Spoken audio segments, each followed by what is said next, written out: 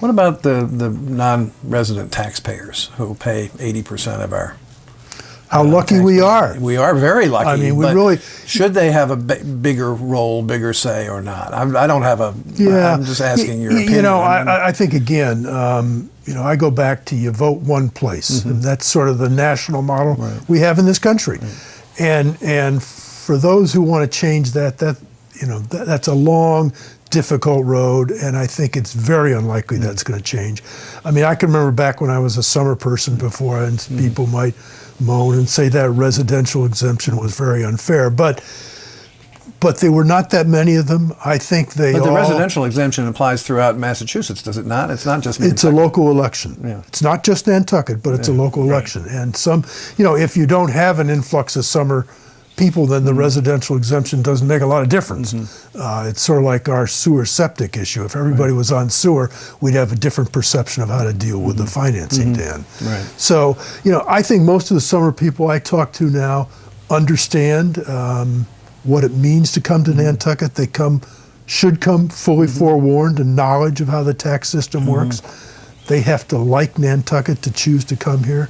And I think that they accept that a number of our services have to be seasonally sized. To some extent, they're responsible for that. So I don't find the complaints as significant as others might think they are. What about the whole effort to, quote, revitalize downtown? That's a good other than, you mentioned already the town offices and so forth, but aside from that, do you feel it's important to make these efforts? Do you feel it's that they have some possibility of significant success? That's a tough question. It's interesting because I was never quite sure revitalization was the right term. It Probably sort of implies almost that something's really wrong. On the other hand, shops closed, but shops open. There's a natural sort of turnover, it seems to me. I also think parking's related to this subject, and maybe to talk about that as sort of an indication of how I react to the downtown. I haven't heard a sort of a groundswell of the merchants who run a business downtown looking for a particular solution. I haven't heard a groundswell of merchants who are having difficulty with downtown trying to come forward with a solution. I think if that happened, we'd all be more comfortable in trying to develop an approach here, Dan. Downtown is active. Lots of people are spending money during the course of the season. I think we're all disappointed with how it turns when the season changes, because those of us who've been around long enough can remember Hardee's, and we like that. But, you know, people own those properties. They're free to rent them to whom they choose. I sort of like the dynamic of a society that has lots of different choices involved. Each consumer makes choices, each owner of property makes choices, and those are all involved with renovation. But downtown is important. It's our entry, except for the airport where you are, but a lot of our folks still come by More boat. and more come through downtown. Well, that's right. Your passengers are going down and theirs are going up. That's so right. there's a little tussle right there. Yeah. So I don't know if that helps you. Well, no. Downtown's important. I think the communities, everything we've heard has suggested that a government involved in our downtown is important. So I accept that as a starting point for the discussion. Yeah, I mean, one of the big issues is, you know, islanders don't go downtown. They certainly in the summer, and many of them don't even in the winter. You know, and except maybe to the Athenaeum or maybe to the movies or something. And the issue is what's down there to bring them down. And I don't, you know, from my own perspective, I don't see that that's a question that has been addressed. Whether there's an answer or not, I don't know. Right. But it's a good question to raise, but again, they're private properties. You know, what's the government's role in that? Yeah, but I don't. That's in a sense irrelevant to what I'm saying. Is there has to be something to bring them down there. There has to be shops like Hardee's or the drugstore that they want to go to, where they may or may not have a choice somewhere else. There has to be a reason. And if Hardee's isn't there, they're maybe not going to come to a high-end clothing boutique. There's nothing wrong with a high-end clothing boutique. So that's, to me, the issue. Is there a need or a way to provide an impetus for people to get downtown for basically economic reasons, for shopping and that sort of thing? It's a great question. We've had lots of studies and people looking at this issue, but I've never seen sort of an answer that really helps that move forward. I mean, we look at Remain in the Bakery, and that's one sort of a private example, and the Greenhound building, which has been very helpful to the NRTA. So those are two examples. In the bookstore. In the bookstore, right. Yeah. So those are sort of private examples of trying to work out services or retail outlets downtown that will draw people in. More events might always be helpful.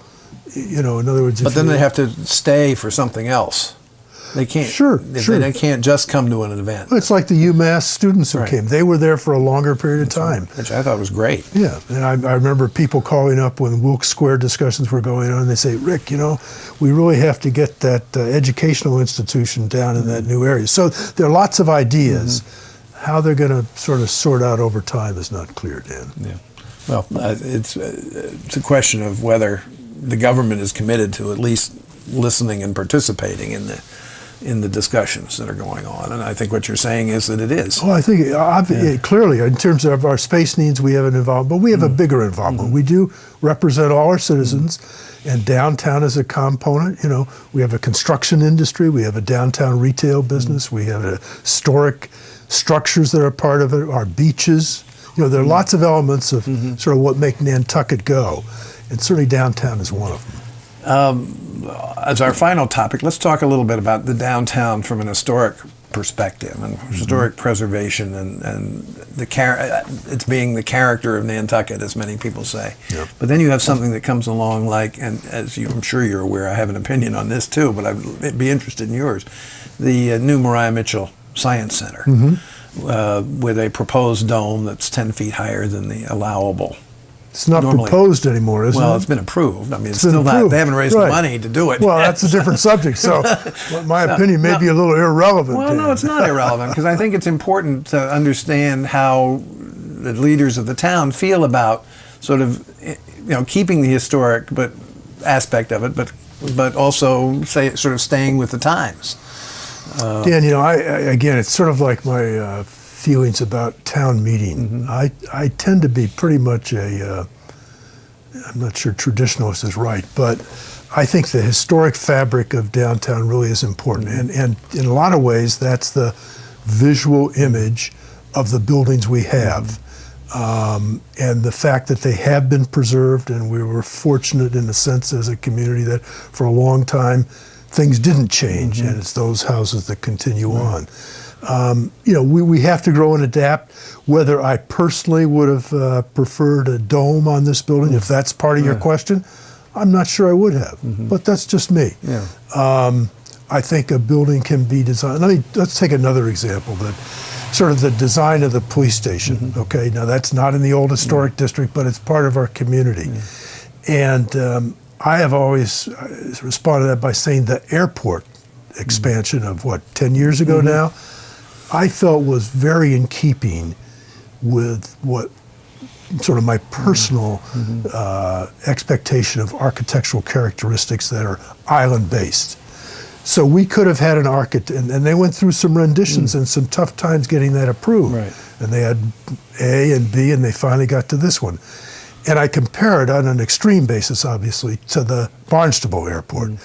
I look at that building and I feel like I'm in St. Louis, okay? And I would not want that on Nantucket. I think in retrospect, the police station might have been designed exteriorly with all the same space inside and the same functions, but in a little bit more Nantucket style, whatever you want to call that. And I feel the same way downtown a little bit. So I'm not sure but I mean, probably the best example of something that's happened recently downtown was the Whaling Museum. Right. Where significant changes were made to the profile of that building on the top and on the view that people see coming in. Clearly, and over time that seems to have worked and been accepted, and hopefully the same is going to happen with Maria Mitchell. Anything else you'd like to share with the audience before we? Well, it's interesting. We have probably 4 weeks ago after the election, the board got together, and I think we all felt we might be on somewhat of an even keel. But it's amazing in Nantucket how little issues become important. I say little. Parking, for example, at the brewery. Right. So the seal abatement coalition resolution. So there are lots of things that are important to people that may not be as significant as dealing with downtown renovation or with our overall sewer system. But they are important, and they take up our time as members of the board. So. The board's working together well at this point? It is. It is. You know, our new members, one obviously is experienced, Mr. Fee.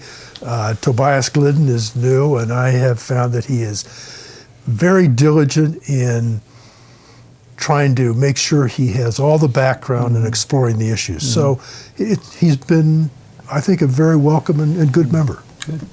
Rick Atherton, thank you very much for being Dan, with us. Pleasure to be here.